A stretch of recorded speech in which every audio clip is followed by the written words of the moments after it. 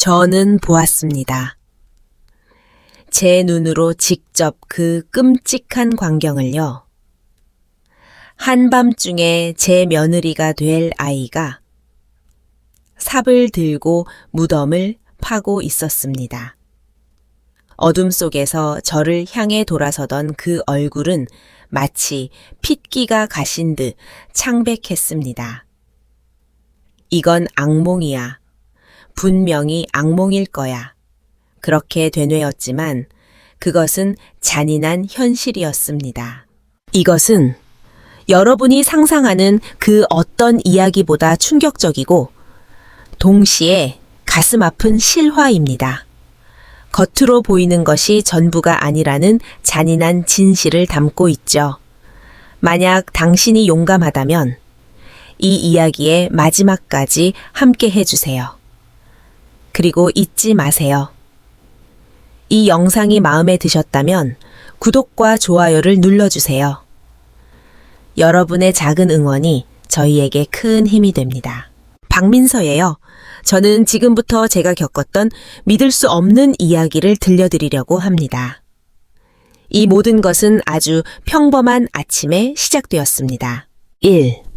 이심의 시작 매일 아침.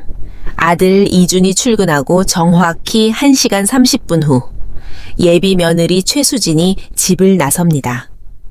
처음엔 산책이라고 생각했어요. 하지만 예쁘게 화장하고 나가는 모습이 산책이라기엔 뭔가 이상했습니다. 9시쯤 돌아와서는 황급히 옷을 벗어 세탁기에 넣고 곧바로 샤워를 합니다. 매일 똑같은 패턴으로 마치 무언가를 씻어내려는 것처럼. 전화가 올 때마다 화들짝 놀라고 통화할 때는 꼭 방으로 들어가거나 베란다로 나가서 받았습니다. 31년간 교직 생활을 한 저는 그 표정을 누구보다 잘 알고 있습니다.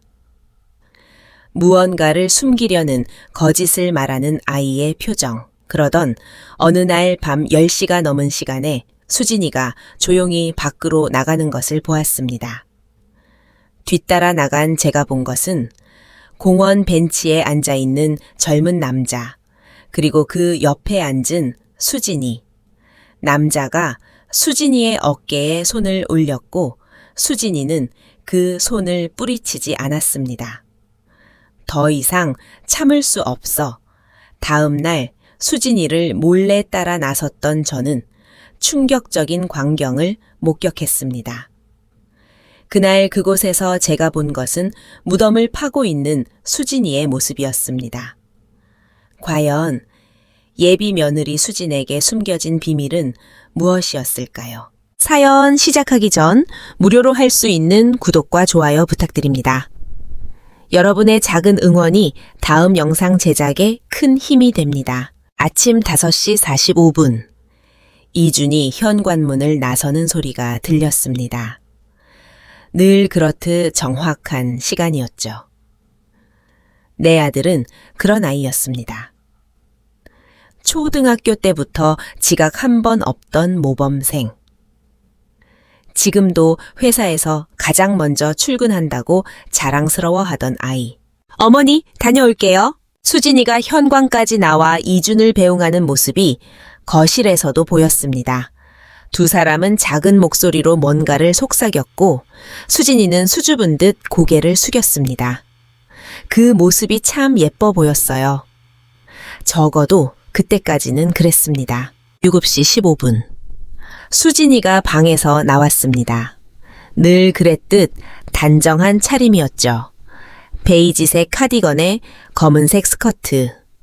미술치료사답게 차분하고 깔끔한 스타일이었습니다. 그런데 뭔가 이상했어요. 평소와 달리 작은 가방을 들고 있었고 발걸음이 조급해 보였습니다. 수진아, 아침은? 아, 어머니, 잠깐 나갔다 올게요. 금방 돌아올 거예요. 말끝을 흐리며 시선을 피하는 모습이 영 못마땅했습니다. 하지만 굳이 따져 묻지는 않았어요. 아직은 남이나 다름없는 사이였으니까요. 예비 며느리. 참 애매한 관계였습니다. 가족도 아니고 남도 아닌 그 경계에 서 있는 사람. 창문으로 수진이가 아파트를 나서는 모습을 지켜봤습니다. 걸음이 빨랐어요. 마치 누군가와 약속이라도 있는 것처럼. 처음엔 그저 산책이려니 했습니다. 젊은 사람들은 아침 운동을 좋아한다고 들었으니까요. 하지만 이상한 건 그 다음이었습니다. 9시 정각, 수진이가 돌아왔습니다. 그런데 현관문을 열고 들어오자마자 황급히 세탁실로 향했습니다. 옷을 벗어 세탁기에 넣는 소리가 들렸고 이어서 샤워실 문이 닫히는 소리가 났습니다. 땀을 흘린 것 같지도 않은데 열심히 차려입고 나간 옷을 다시 다 갈아입는 게 의아했지만 그날은 그냥 넘어갔습니다. 하지만 다음 날도 그 다음 날도 똑같은 일이 반복되었습니다. 이준이 나간 지 정확히 1시간 반 후에 외출. 1시간 45분 후에 귀가. 그리고 즉시 세탁과 샤워. 산책을 한다면서 예쁘게 화장하고 꾸미고 나가는 것도 이상했습니다. 일주일째 되던 날, 나는 수진이에게 물었습니다. 수진아, 요즘 매일 아침 운동하니? 네. 네. 어머니. 대답은 했지만 표정이 굳어 있었습니다. 마치 들키고 싶지 않은 비밀을 들킨 것처럼. 어디로 가는데? 나도 요즘 운동 부족인데 같이 갈까? 저는 그냥 혼자 조용히 걷는 걸 좋아해서요. 어머니는 불편하실 거예요. 말을 마치자마자 서둘러 자리를 피하는 수진이의 뒷모습을 보며 나는 처음으로 의심이라는 감정을 느꼈습니다. 31년 교직 생활을 하며 수많은 아이들을 봐왔지만 거짓말하는 아이들의 표정은 금방 알아볼 수 있었거든요. 그날부터 나는 수진이를 더 유심히 관찰하기 시작했습니다. 휴대폰이 울릴 때마다 화들짝 놀라는 모습, 전화가 오면 꼭 방으로 들어가거나 베란다로 나가서 받는 습관, 통화할 때 목소리를 낮추고 짧게 끊으려 하는 모습들이 하나둘 눈에 들어왔습니다. 누구 전화야? 한 번은 못 이기는 척 물어봤습니다. 그냥 일 관련해서요. 센터에서 연락 온 거예요. 하지만 나는 알고 있었습니다. 수진이가 일하는 미술치료센터는 오전 10시에나 문을 연다는 것을. 아침 8시에 센터에서 전화할 리가 없다는 것을. 의심의 싹은 점점 자라났습니다. 어느 날은 수진이가 외출하고 돌아온 후 화장실 쓰레기통에서 흙이 묻은 휴지를 발견했습니다. 이 근처는 전부 아스팔트 길인데 산책을 하다가 흙이 묻을 일이 뭐가 있을까. 게다가 신발에도 진흙이 잔뜩 묻어 있었죠. 포장된 산책로를 걸었다면 있을 수 없는 일이었다. 수진아, 요즘 힘든 일 있니? 표정이 안 좋아 보여서. 저녁 식사 시간 나는 조심스럽게 말을 꺼냈습니다. 수진이가 젓가락을 멈추고 나를 바라봤습니다. 그 눈빛에는 뭔가 복잡한 감정이 담겨 있었어요.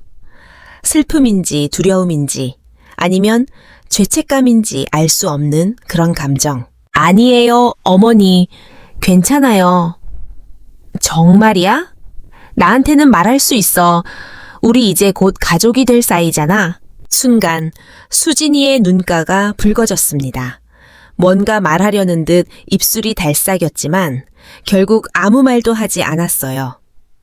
그저 고개를 숙인 채 밥을 먹을 뿐이었죠. 이주는 그런 수진이의 변화를 전혀 눈치채지 못했습니다. 아니, 어쩌면 눈치채고도 모른 척하는 건지도 모르겠습니다. 요즘 회사 일이 바쁘다며 거의 밤 10시가 넘어서야 들어오는 날이 많았으니까요. 엄마, 수진이 잘 지내지? 가끔 이준이 물으면 나는 대답했습니다. 그래, 잘 지내지. 하지만 속으로는 이미 수많은 의문부호가 생겨나고 있었습니다. 수진이는 대체 매일 아침 어디를 가는 걸까? 왜 그렇게 급하게 씻어야 할까? 그 전화는 누구에게서 온 걸까? 그리고 결정적인 사건이 일어난 건 수진이가 우리 집에 온 지 한 달째 되던 날밤이었습니다. 한밤중에 충격적인 만남, 밤 10시쯤이었을 거예요. 잠이 오지 않아 거실에서 물을 마시려고 나왔는데 현관문 여는 소리가 들렸습니다. 조심스럽게 커튼을 젖히고 내다봤더니 수진이가 슬리퍼를 신고 아파트 현관으로 나가는 게 보였습니다. 이 늦은 시간에 어디를 가는 걸까?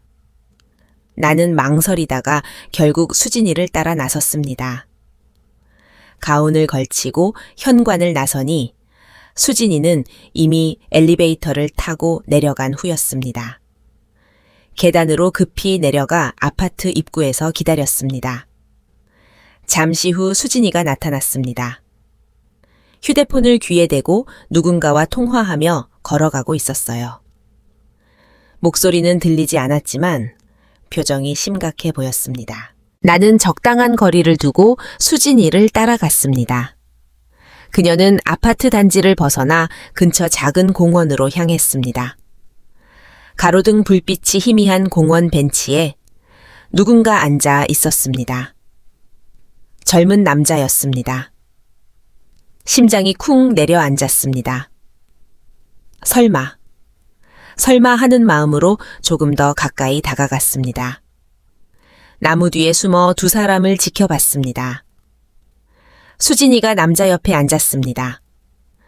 두 사람은 낮은 목소리로 뭔가를 이야기했습니다. 정확히 무슨 말을 하는지는 들리지 않았지만 분위기가 심상치 않았습니다. 그때였습니다. 남자가 수진이의 어깨에 손을 올렸습니다. 그리고 수진이는 그 손을 뿌리치지 않았습니다. 오히려 고개를 숙인 채 어깨를 들썩이고 있었습니다. 울고 있는 것 같았습니다. 남자가 수진이를 위로하듯 어깨를 토닥였고 수진이는 고개를 들어 남자를 바라봤습니다. 그 순간 가로등 불빛에 비친 수진이의 얼굴이 보였습니다. 눈물로 범벅이 된 그러나 어딘가 안도하는 듯한 표정이었습니다. 나는 더 이상 볼 수가 없었습니다. 다리가 후들거려 제대로 서 있기도 힘들었습니다. 우리 이준이, 내 아들이 이런 여자와 결혼하려 하다니. 겉으로는 조용하고 얌전한 척하면서 다른 남자를 몰래 만나고 있었다니. 집으로 돌아오는 길, 머릿속이 하얗게 변했습니다. 이 사실을 이준에게 말해야 할까? 아니면 먼저 수진이를 추궁해야 할까? 하지만 확실한 증거도 없이 섣불리 나설 수는 없었습니다. 그저 어깨에 손을 올렸다고, 함께 울었다고 해서 불륜이라고 단정 지을 수는 없으니까요.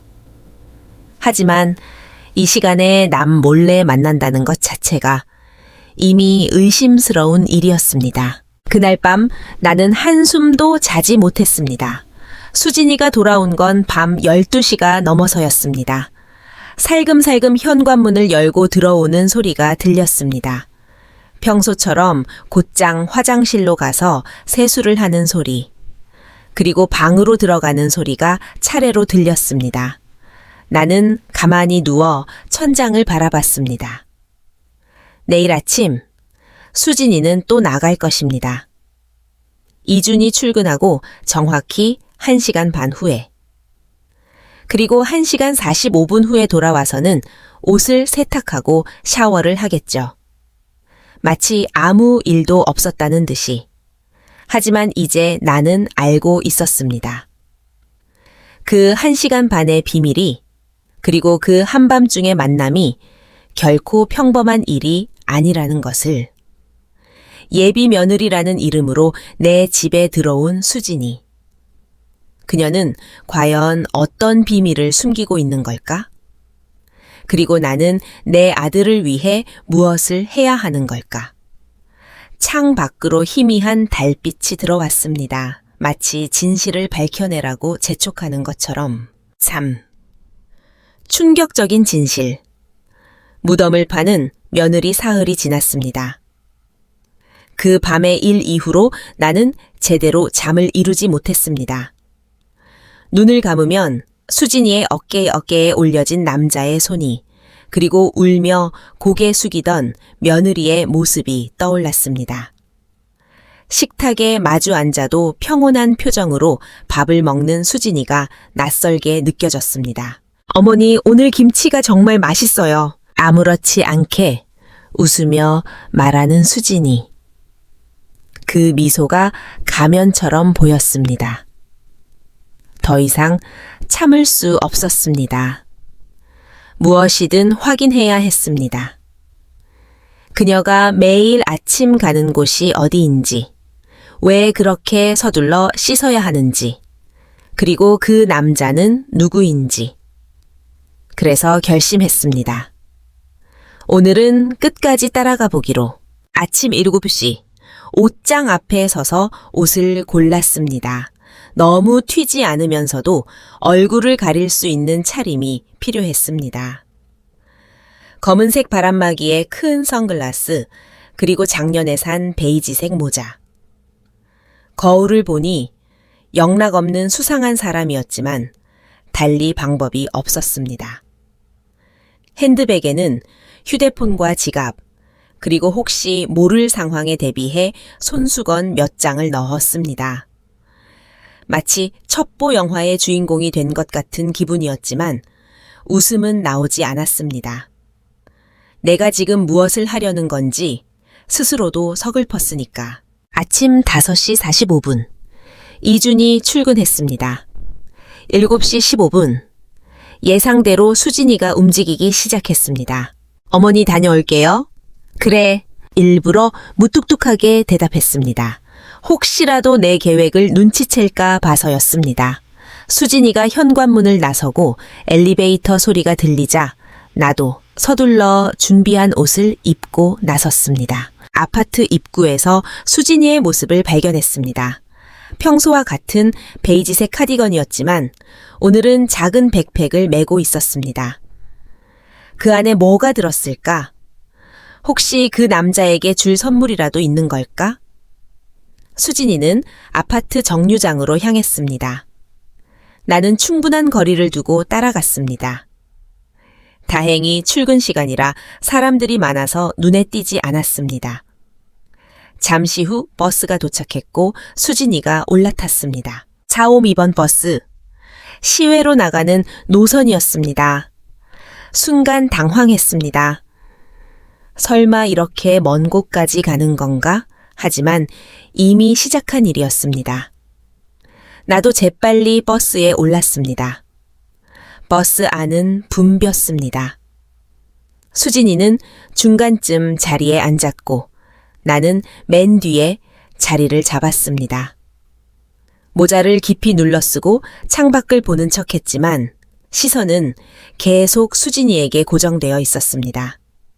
도심을 벗어나자 차창 밖 풍경이 달라지기 시작했습니다. 높은 건물들이 사라지고 낮은 주택가가 나타났습니다. 그리고 점점 농밭이 보이기 시작했죠. 수진이는 창밖을 멍하니 바라보고 있었습니다. 그 옆모습이 왠지 쓸쓸해 보였습니다. 저 표정은 뭐지? 죄책감일까? 아니면 그리움일까? 30분쯤 지났을까? 수진이가 자리에서 일어났습니다. 하차 벨을 누르는 손이 보였습니다. 나도 서둘러 일어났지만 너무 가까이 가지 않으려고 조심했습니다. 버스가 멈춘 곳은 한적한 시골 마을이었습니다. 은평동이라는 낡은 정류장 표지판이 기울어져 있었습니다. 이런 곳에 올 일이 뭐가 있을까? 수진이가 버스에서 내리자 나도 뒤따라 내렸습니다. 다행히 할머니 두 분이 함께 내려서 덜 어색했습니다. 수진이는 뒤도 돌아보지 않고 마을 안쪽으로 걸어갔습니다. 발걸음이 익숙해 보였습니다. 처음 온 곳이 아니라는 뜻이었죠. 마을길을 따라 10분쯤 걸었을까? 수진이가 갑자기 오른쪽 오솔길로 방향을 틀었습니다. 야산으로 올라가는 길이었습니다. 순간 온몸에 소름이 돋았습니다. 설마 정말로 이상한 일을 하러 가는 건 아니겠지? 망설였지만 결국 따라갔습니다. 오솔길은 생각보다 가팔랐습니다. 운동을 제대로 하지 않은 탓에 금세 숨이 찼습니다. 하지만 멈출 수 없었습니다. 수진이의 뒷모습이 나무 사이로 보였다 사라지기를 반복했습니다. 올라가면서 이상한 점을 발견했습니다.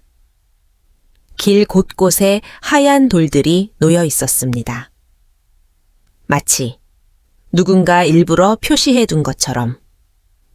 수진이는 그 돌들을 따라 망설임 없이 걸었습니다. 숨을 헐떡이며 언덕을 오르는데 갑자기 익숙한 풍경이 눈에 들어왔습니다. 아, 다리에 힘이 풀렸습니다. 여기는 남편의 산소가 있는 곳이었습니다. 작년 기일에 왔을 때와 똑같은 풍경, 저 멀리 보이는 작은 봉분이 틀림없이 남편의 묘였습니다. 그런데 수진이가 왜 여기에? 우리는 분명 남편의 묘가 여기 있다는 얘기를 한 적이 없었는데 나무 뒤에 몸을 숨기고 수진이를 지켜봤습니다. 그녀는 정확히 남편의 묘 앞으로 갔습니다. 백팩을 내려놓고 그 안에서 뭔가를 꺼냈습니다. 작은 꽃다발과 삽을 왜 가져온 거야? 수진이는 묘 앞에 꽃을 놓고 잠시 묵념을 했습니다. 그 모습이 너무나 자연스러워서 더 이상했습니다.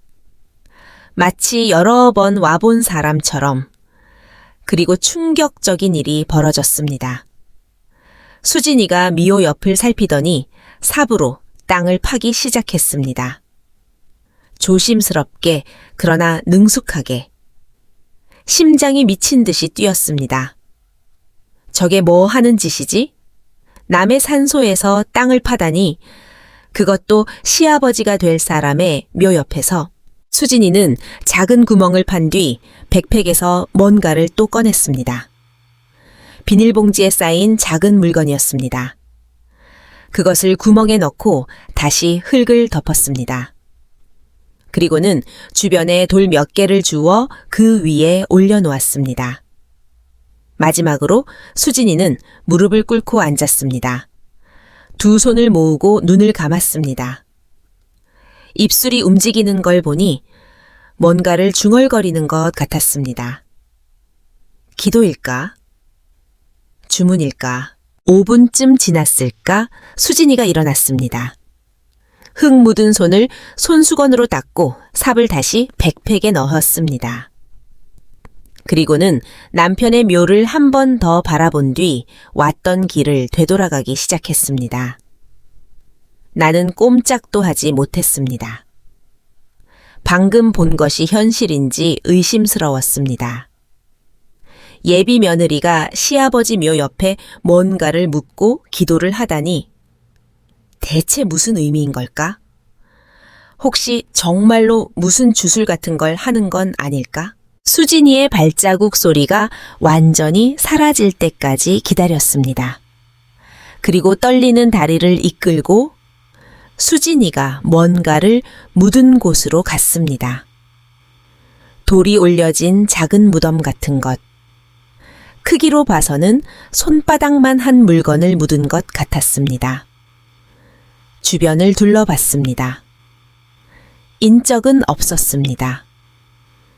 지금 파보면 수진이가 뭘 묻었는지 알 수 있을 텐데, 하지만 맨손으로 팔 수는 없었습니다.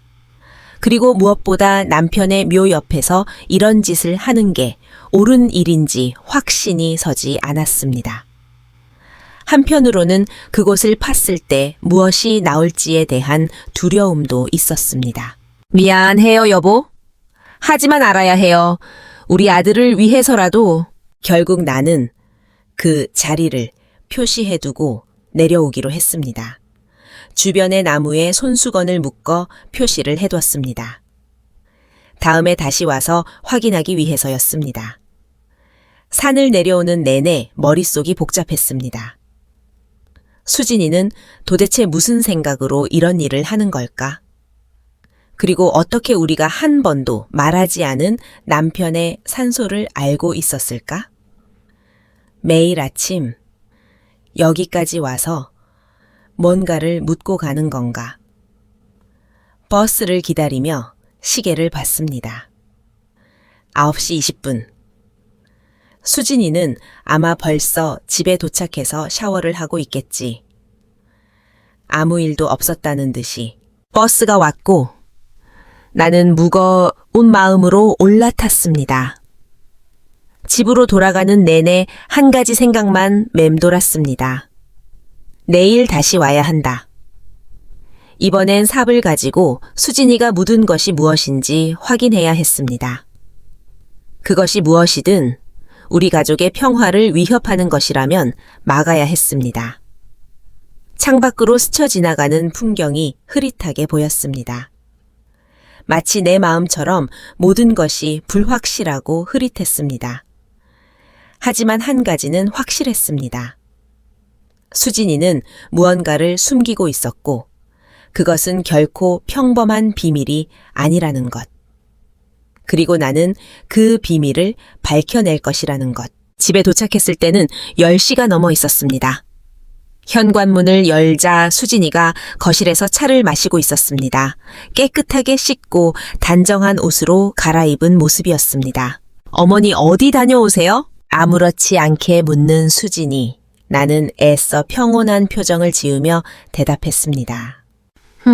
친구 좀 만나고 왔어. 거짓말이 익숙하지 않은 탓에 목소리가 떨렸지만 수진이는 눈치채지 못한 것 같았습니다.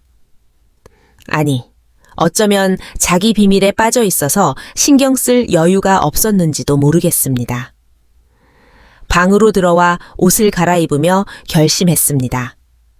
내일은 꼭 가야 한다. 그리고 땅을 파봐야 한다.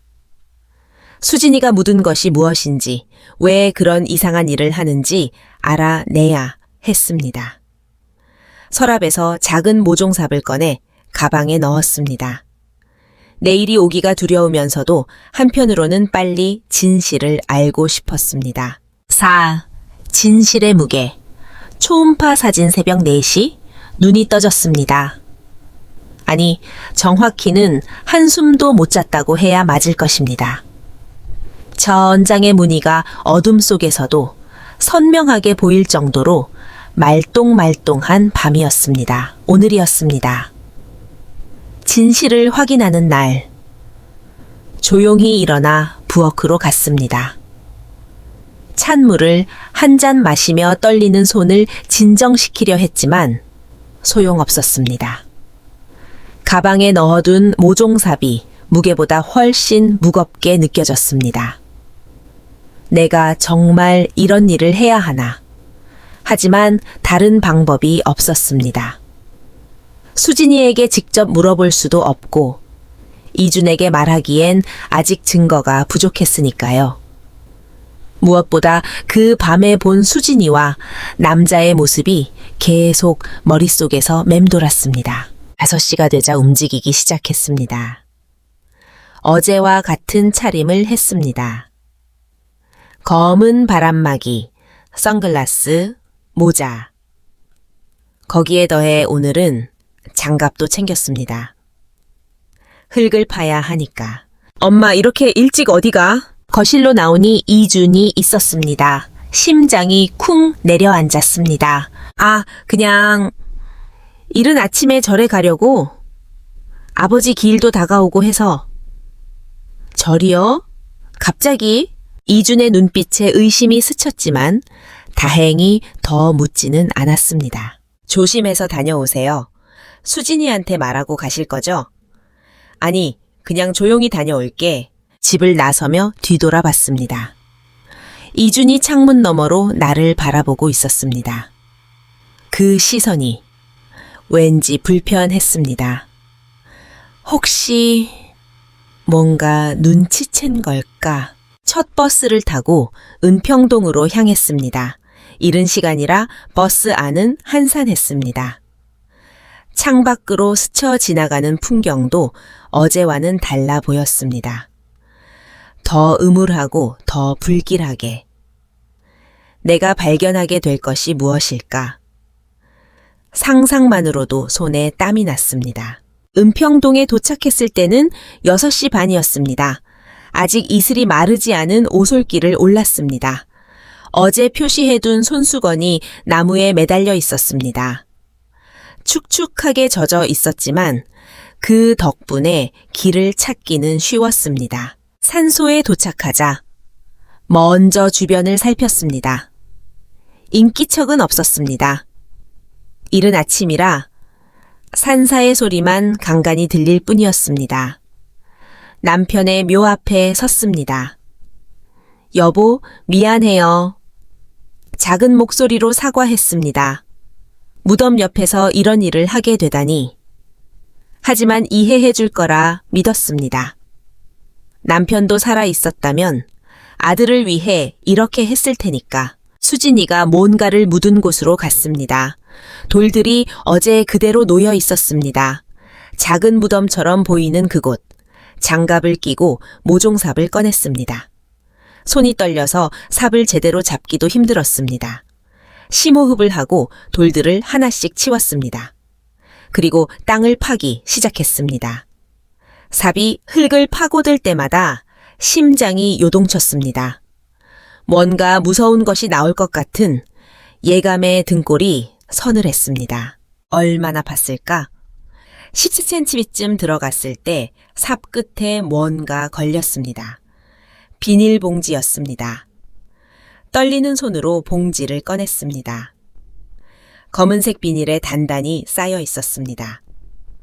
조심스럽게 비닐을 벗기자 그 안에서 또 다른 봉투가 나왔습니다.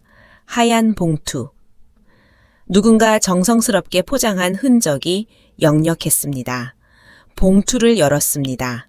그리고 나도 모르게 신음이 새어 나왔습니다. 초음파 사진이었습니다. 작고 흐릿한 흑백 사진. 하지만 그 안에 찍힌 것이 무엇인지는 한눈에 알 수 있었습니다. 태아. 아직 형체가 완전하지 않은, 그러나 분명히 생명인 그것. 손이 덜덜 떨렸습니다. 사진 뒤에는 날짜가 적혀 있었습니다.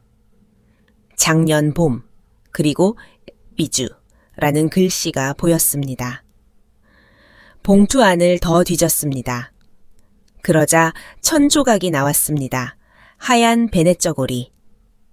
아니, 정확히는 베넷저고리의 일부였습니다. 마치 누군가 소중히 간직하다가 작게 잘라낸 것처럼. 천을 만지자 부드러운 감촉이 느껴졌습니다. 누군가 정성스럽게 골랐을 그 옷. 이게 대체 머릿속이 하얘졌습니다. 수진이가 묻은 것은 아기의 흔적이었습니다. 하지만 누구의 아기일까? 설마 그때 갑자기 그날 밤의 기억이 떠올랐습니다. 수진이와 함께 있던 남자. 어깨에 손을 올리고 위로하듯 토닥이던 그 손길. 수진이가 흘리던 눈물. 설마 모든 퍼즐이 맞춰지는 것 같았습니다. 수진이가 다른 남자의 아이를 가졌다가 지운 것. 그리고 그 흔적을 남편의 묘 옆에 묻고 매일 찾아와 기도하는 것. 죄책감 때문일까? 아니면 그리움 때문일까? 그렇다면 이주는 이 사실을 알고 있을까? 아니, 알 리가 없었습니다. 알았다면 결혼을 추진할 리가 없으니까. 우리 아들이 다른 남자의 여자를, 그것도 아이까지 지운 여자를 며느리로 맞을 리가 없었습니다. 주저앉고 싶었습니다. 내가 발견하고 싶지 않았던 진실. 하지만 어쩌면 처음부터 예감하고 있었는지도 모릅니다. 수진이의 그 슬픈 눈빛, 감추려 하는 비밀스러운 행동들이 모두 이것 때문이었구나. 초음파 사진을 다시 봤습니다. 작은 생명, 세상의 빛을 보지 못한 그 아이. 누군가에게는 감추고 싶은 과거이지만 또 누군가에게는 잊을 수 없는 상처였을 그것. 하지만 왜 하필 여기에?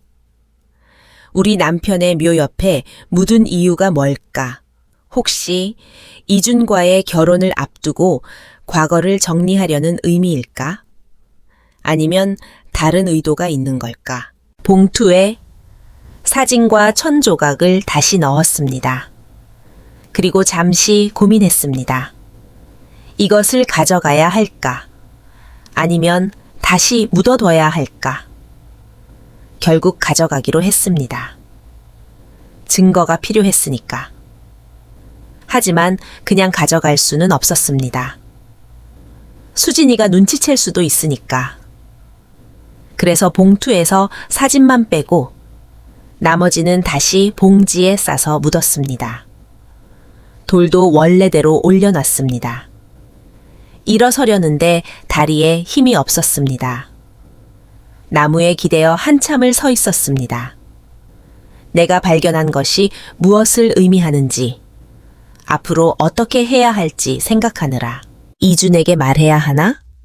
아니면 먼저 수진이를 추궁해야 하나? 답이 나오지 않았습니다. 하산하는 길은 올라올 때보다 더 힘들었습니다.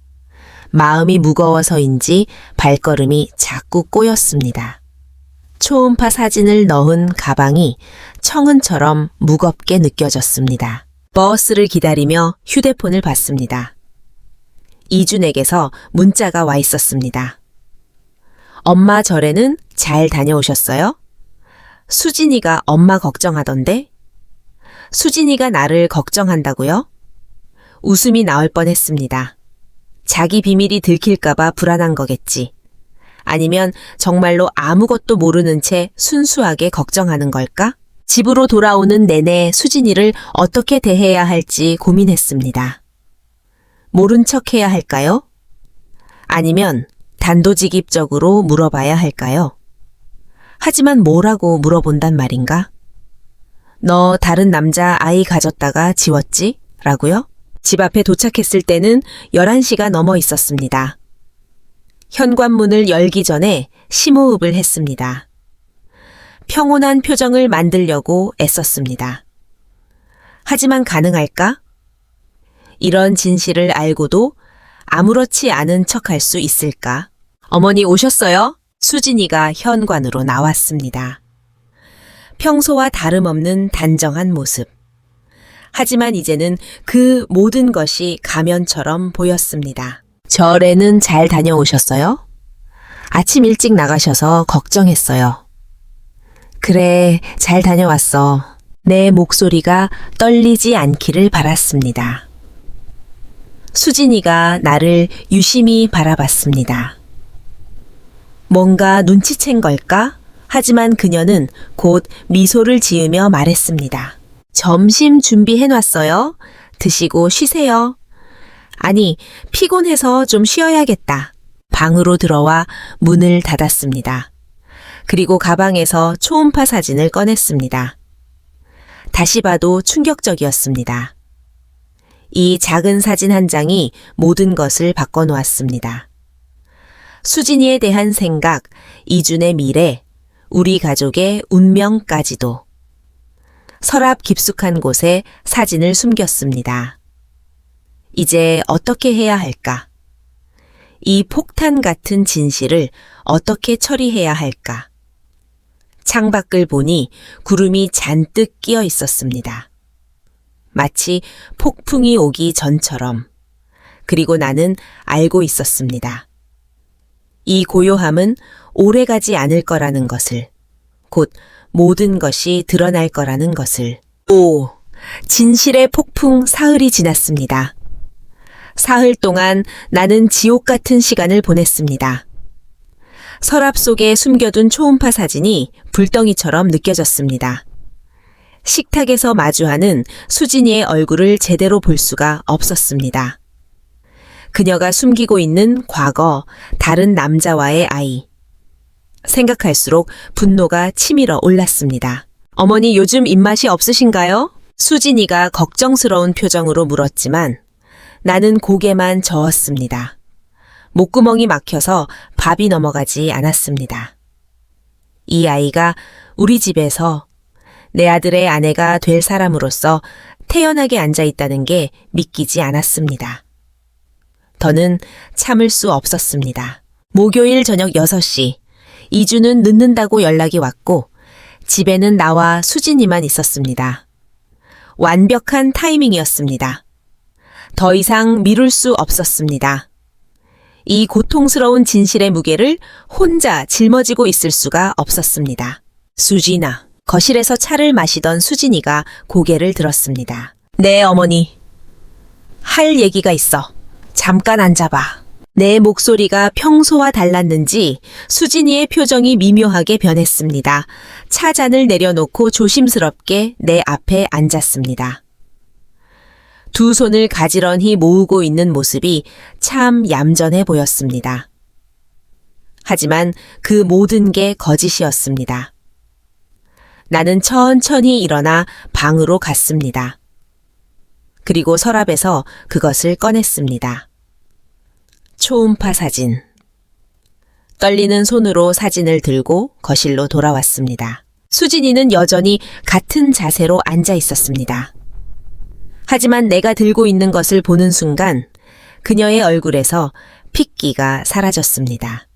눈이 크게 뜨이고 입술이 파르르 떨렸습니다. 이게 뭔지 알아? 내 목소리는 차가웠습니다. 아니, 차갑다기보다는 떨고 있었습니다. 분노와 배신감, 그리고 아들에 대한 걱정이 뒤섞여서 수진이는 대답하지 못했습니다. 그저 초음파 사진을 멍하니 바라볼 뿐이었습니다. 눈가에 눈물이 맺히기 시작했습니다. 대답해, 이게 뭐냐고. 참고 있던 감정이 폭발했습니다. 내가 이렇게 소리를 지른 건 정말 오랜만이었습니다. 수진이가 움찔하며 몸을 떨었습니다. 에어, 어머니, 제가 매일 아침 어디 가는지 알아. 우리 남편 산소에 가서 뭔가를 묻고 있었지? 이것도 거기서 나온 거야. 사진을 테이블에 내던졌습니다. 수진이는 고개를 숙인 채 어깨를 들썩이기 시작했습니다. 울고 있었습니다. 그래 울어. 지금 와서 울면 뭐해? 다른 남자 아이를 가졌다가 지운 주제에 그리고도 우리 이준이와 결혼하겠다고? 염치가 없어도 정도가 있지. 내 목소리가 점점 커졌습니다. 31년 동안 쌓아온 품이고 뭐고 다 사라진 순간이었습니다. 그저 아들을 지키고 싶은 어미의 본능만 남아 있었습니다. 그 남자가 누구야? 내가 봤어. 밤에 몰래 만나서 어깨에 손 올리고 아직도 만나고 있는 거지? 우리 이준이를 속이면서 수진이가 갑자기 고개를 들었습니다. 눈물로 범벅이 된 얼굴이었지만 그 눈빛에는 억울함이 가득했습니다. 아니에요, 어머니. 그게 아니에요. 그게 아니면 뭐야? 이 사진이 뭔데? 베넷 저고리는 또 뭐고? 바로 그때였습니다. 현관문이 열리는 소리가 들렸습니다. 이준이었습니다. 평소보다 일찍 들어온 것이었습니다. 거실로 들어서던 이준이 우리의 모습을 보고 멈춰 섰습니다. 테이블 위에 놓인 초음파 사진을, 수진이의 울고 있는 얼굴을, 그리고 내 불그락 푸르락한 표정을. 엄마 수진 씨, 무슨 일이야? 이준의 시선이 테이블 위에 사진에 머물렀습니다. 그 순간 나는 봤습니다. 이준의 얼굴이 하얗게 변하는 것을 마치 귀신을 본 것처럼. 이준 씨, 수진이가 애처로운 목소리로 이준을 불렀습니다. 그 목소리에는 간절함이 묻어 있었습니다. 뭔가를 설명해달라는, 구해달라는 듯한. 이준이 천천히 가방을 내려놓았습니다. 그리고 깊은 한숨을 내쉬었습니다. 그 한숨 소리가 이상하게 무겁게 들렸습니다. 여마. 이준이 나를 바라봤습니다. 그 눈빛이 평소에 자신만만한 내 아들의 눈빛이 아니었습니다. 죄책감과 후회, 그리고 슬픔이 가득한 눈이었습니다. 사실을 말씀드려야 할 것 같네요. 사실? 무슨 사실? 이준이 수진이 옆에 앉았습니다. 그리고 떨고 있는 수진이의 손을 잡았습니다. 그 모습에 나는 더욱 혼란스러워졌습니다. 그 아이는 제 아이였어요. 귀를 의심했습니다. 내가 제대로 들은 건가? 작년 봄, 수진 씨와 저 사이에 아이가 생겼었어요. 결혼하기로 마음먹은 직후였죠. 저희도 놀랐지만 정말 기뻤어요. 이준의 목소리가 떨렸습니다. 평소에 감정을 잘 드러내지 않는 아이가 이렇게 흔들리는 모습을 본 건 처음이었습니다. 그런데 12주가 되던 날, 아이를 일해었어요. 수진이가 흐느끼는 소리가 더 커졌다. 이준이 수진이의 손을 더 꼭 잡았습니다. 제가 바빴어요. 그때 회사에서 중요한 프로젝트가 있었고, 해외 출장도 잦았고, 수진 씨가 힘들어하는 걸 알면서도 제대로 곁에 있어주지 못했어요. 이준의 눈에도 눈물이 맺혔습니다. 병원에도 혼자 가게 했어요. 수술 받을 때도 혼자였죠. 전 출장 중이었으니까 전화로만 위로하는 게 전부였어요. 이제야 조각들이 맞춰지기 시작했습니다. 하지만 아직도 이해되지 않는 부분이 있었습니다. 그럼 그 남자는? 남자라니요? 수진이가 밤늦게 남자랑 벤치에 앉아 있는 걸 봤어. 아, 그 녀석은 제 친구예요. 대학 동기인데 심리 상담사를 하고 있어요. 수진 씨가 너무 힘들어해서 제가 부탁했습니다. 상담을 받게 해달라고. 혼자서는 감당하기 힘들어 보였거든요. 친구가 낮에는 일이 많이 바빠서 퇴근 후에 따로 시간을 내서 상담해주기로 했던 거예요. 모든 오해가 풀리는 순간이었습니다. 밤에 만났던 그 남자는 불륜 상대가 아니라 심리 상담사였고, 어깨에 손을 올린 건 위로의 표시였고, 수진이가 울었던 건 죄송해요, 어머니. 수진이가 처음으로 입을 열었습니다. 목소리가 갈라져 있었습니다. 말씀드렸어야 했는데, 그런데 그럴 수가 없었어요. 이준 씨도 힘들어하는데 제가 또 짐이 되고 싶지 않았고, 무엇보다 아직 며느리도 아닌 제가 이런 일로. 수진 씨가 아버지 산소에 간 건 이준이 말을 이었습니다. 그 작은 아기를 혼자 떠나보내기가 두려웠대요. 그래서 그곳에 저희 아이를 아버지 곁에 묻게 해달라고 부탁했었어요. 아무도 없는 곳에 혼자 있지 않게. 그곳에서 할아버지의 사랑이라도 받을 수 있게. 나는 아무 말도 할 수 없었습니다. 정말 아무 말도. 내가 얼마나 잔인한 오해를 했는지, 얼마나 섣부른 판단을 했는지 깨달은 순간이었습니다. 수진이는 다른 남자의 여자가 아니었습니다. 처음부터 내 아들의 여자였고, 우리의 손주를 품어왔던 사람이었습니다. 그리고 그 아이를 잃고 얼마나 아팠을까. 혼자서 얼마나 울었을까. 매일 아침 그 차가운 산길을 올라가며 얼마나 외로웠을까. 미안하다. 내 입에서 나온 말이었습니다. 정말 미안하구나, 수진아. 무릎이 꺾였습니다. 수진이 앞에 주저앉았습니다. 그리고 며느리의 차가운 손을 잡았습니다. 내가 정말 나쁜 사람이구나. 널 의심하고 오해하고 심지어 소리까지 질렀어. 미안해. 정말 미안해. 이제 내가 울고 있었습니다. 6, 3살. 이 나이에 이렇게 서럽게 운 게 언제였던가. 남편 장례식 때 이후로 처음이었습니다. 어머니, 괜찮아요. 저도 말씀드렸어야 했어요. 수진이가 오히려 나를 위로했습니다. 그 따뜻한 손길에 더욱 미안했습니다. 우리 셋은 한참을 울었습니다. 거실의 어둠이 내려앉을 때까지 서로의 상처를 어루만지며 울었습니다. 잃어버린 아이를 위해, 서로에게 주었던 상처를 위해, 그리고 이제야 알게 된 진실을 위해. 우리 손주였구나. 한참 후에야 겨우 말할 수 있었습니다. 그 아이가 우리 첫 손주였구나. 수진이가 고개를 끄덕였습니다. 이름도 생각해두었었어요. 하늘이가 보내준 선물이라고 빛나리라고 부르고 싶었어요. 가슴이 찢어지는 것 같았습니다. 이름까지 지어놓았던 아이. 빛나리. 하늘로 돌아간 우리 아이. 나도 기억할게. 우리 빛나리. 할머니가 늘 기억할게. 그날 밤은 그렇게 깊어갔습니다. 상처와 오해가 풀리고 진실이 드러난 밤. 우리는 비로소 진짜 가족이 되어가고 있었습니다. 새로운 희망, 새로운 시작. 봄이 왔습니다.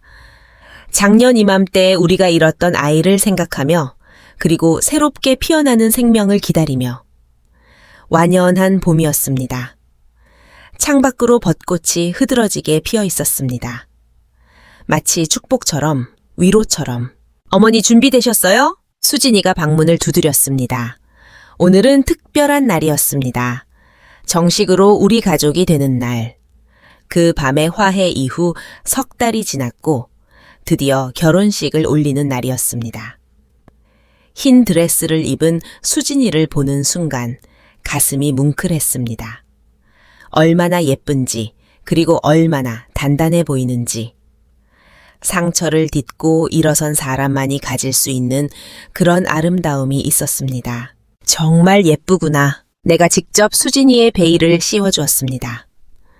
이미 마음으로는 며느리였지만 이제 정식으로 내 딸이 되는 순간이었습니다. 수진이의 눈가에 눈물이 맺혀었습니다. 어머니 울면 안 돼. 화장 번지잖아. 웃으며 말했지만 사실 나도 울고 싶었습니다. 작년에 그 아픔을 함께 나눈 후로 우리는 정말 많이 가까워졌습니다. 이제는 예비 며느리가 아닌 진짜 딸처럼 느껴졌습니다. 결혼식은 조촐했습니다. 가족과 가까운 친지들만 모인 작은 예식. 하지만 그 어떤 성대한 결혼식보다 따뜻했습니다. 이준이 수진이의 손을 잡고 입장할 때 나는 남편의 영정사진을 바라봤습니다. 여보, 우리 아들이 결혼해요. 좋은 아이를 만났어요. 여름이 되었습니다. 결혼식 후 2달이 지난 어느 날 아침이었습니다. 수진이가 화장실에서 나오는데 얼굴이 창백했습니다. 뭔가 이상한 예감이 들었습니다. 수진아, 괜찮아? 네, 어머니. 그런데 수진이가 무언가 말하려다 멈췄습니다. 그 표정, 그 눈빛, 왠지 익숙했습니다. 그러다 문득 깨달았습니다. 혹시 병원에 가보자. 어머니 같이 가자. 혼자 가지 말고. 수진이의 눈에서 눈물이 흘렀습니다. 두려움과 기대가 섞인 그런 눈물이었습니다. 나는 수진이의 손을 꼭 잡았습니다. 이번에는 혼자가 아니라는 것을 알려주고 싶었습니다. 병원 대기실에서 기다리는 시간이 영원처럼 느껴졌습니다. 수진이는 내 손을 꼭 잡고 있었습니다. 손이 차갑고 떨렸습니다. 작년의 기억이 되살아나는 것 같았습니다. 나도 덩달아 긴장됐습니다. 초혜수진 씨, 간호사가 불렀고 우리는 함께 진료실로 들어갔습니다. 의사 선생님이 초음파 검사를 하는 동안 수진이는 눈을 감고 있었습니다. 무서워서 보지 못하는 것 같았습니다. 축하드립니다. 임신 6주입니다. 그 순간 수진이가 흐느끼기 시작했습니다. 기쁨의 눈물이었습니다. 나도 따라 울었습니다. 우리에게 다시 기회가 온 것이었습니다.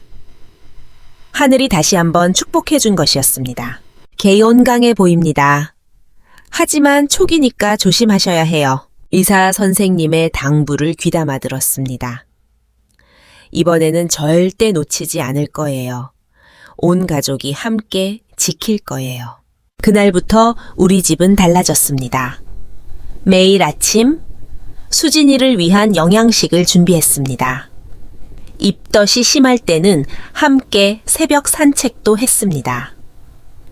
이준도 달라졌습니다. 아무리 바빠도 산부인과 검진 날에는 꼭 함께 갔습니다. 어머니 봐요. 심장이 뛰어요. 12주 검진 날이었습니다. 작년에 멈췄던 바로 그 시기.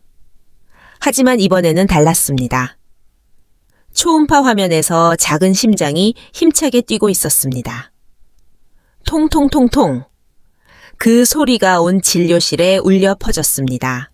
정말 건강한 아기예요. 의사 선생님의 말에 우리 셋은 또 울었습니다. 기쁨의 눈물이었습니다. 가을이 왔습니다.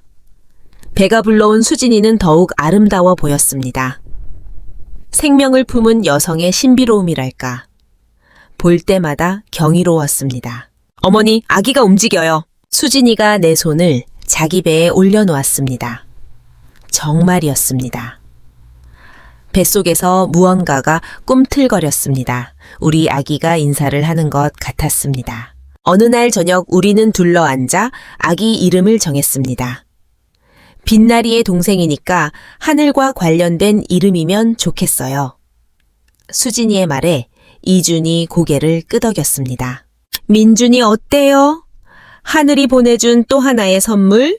민준. 이름을 되뇌어 봤습니다. 민준. 하늘이 보내준 또 하나의 선물. 첫 아이를 잃은 우리에게 주어진 위로이자 축복. 여하, 민준이야. 그렇게 우리 아기의 이름이 정해졌습니다. 겨울이 지나고 다시 봄이 왔습니다. 드디어 민준이가 세상에 나온 날이었습니다. 분만실 밖에서 기다리는 시간이 얼마나 길었는지. 이주는 안절부절 못하며 복도를 왔다 갔다 했습니다. 그리고 마침내 들려온 아기 울음소리. 힘찬 울음소리였습니다. 세상에 당당히 인사하는 것 같은 생명력 넘치는 울음이었습니다. 아들입니다. 정말 건강한 아기예요? 간호사님이 민준이를 안고 나왔습니다. 쭈글쭈글한 얼굴, 꼭 쥔 작은 주먹. 그런데 이상했습니다. 그 모습이 낯설지 않았습니다. 마치 전에 본 적이 있는 것처럼, 마치 돌아온 것처럼.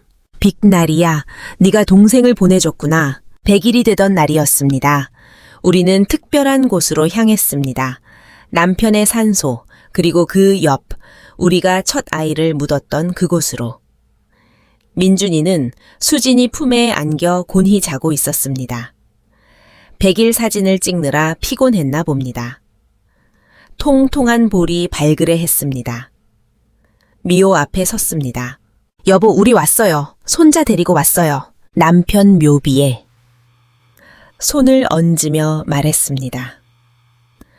따뜻한 봄볕이 묘비를 감싸고 있었습니다. 수진이가 미호 옆 작은 돌무더기 앞에 무릎을 꿇었습니다. 그리고 작은 꽃다발과 장난감을 놓았습니다. 바람이 불었습니다. 따뜻한 봄바람이 우리를 감싸 안았습니다. 마치 빛나리가 대답하는 것처럼, 우리를 축복하는 것처럼. 민준이가 갑자기 웃었습니다. 자고 있던 아기가 갑자기 방긋 웃은 것이었습니다. 꿈속에서 누군가를 만난 것일까요? 현가를 만난 것일까요? 어머니 봤어요? 민준이가 웃었어요. 수진이가 환하게 웃었습니다. 눈물 섞인 웃음이었지만 그 어느 때보다 행복해 보였습니다. 우리는 한참을 그곳에 있었습니다. 두 아이와 함께, 하늘로 간 아이와 품에 안은 아이와 함께, 그리고 하늘에서 지켜보고 있을 남편과 함께. 해가 기울 무렵에야 산을 내려왔습니다. 애어머니, 차에 타려는데 수진이가 불렀습니다. 감사해요. 정말 감사해요. 뭘 그런 걸 가지고. 그때 어머니가 이해해주지 않았다면 전 지금 이 행복을 누리지 못했을 거예요. 수진이의 눈에 또 눈물이 고였습니다. 정말 눈물이 많은 아이였습니다. 하지만 이제는 압니다. 그 눈물이 얼마나 맑고 순수한 것인지. 우리가 가족이잖아? 수진이를 안아주었습니다. 처음부터 가족이었어. 단지 우리가 조금 늦게 알았을 뿐이야. 집으로 돌아오는 길 백미러로 민준이를 봤습니다. 카시트에 앉아 새근새근 자고 있는 우리 손자. 기적처럼 찾아온 이 아이. 하늘이 선물한 이 아이. 그리고 생각했습니다. 모든 생명은 기억됩니다. 비록 만나지 못했어도, 잠시뿐이었어도 누군가의 가슴 속에 영원히 남아있다는 것을. 우리의 첫 손주 빛나리도 그렇게 영원히 우리와 함께 할 것입니다. 창밖으로 노을이 아름답게 물들고 있었습니다. 새로운 시작을 축복하듯이, 우리 가족의 이야기가 계속될 것임을 약속하듯이 민준이의 작은 숨소리가 차 안에 평화롭게 울려 퍼졌습니다. 우리는 종종 눈에 보이는 것만으로 상대방을 판단하고 오해합니다. 하지만 진정한 가족이 되기 위해서는 열린 마음으로 대화하는 것이 필요해요. 기쁨을 나누듯이 슬픔도 나누어야 합니다. 우리 모두에게는 난 힘든 시간을 함께 견뎌줄 사람이 필요하니까요. 우리 모두의 삶에도 오해와 갈등이 있을 수 있습니다.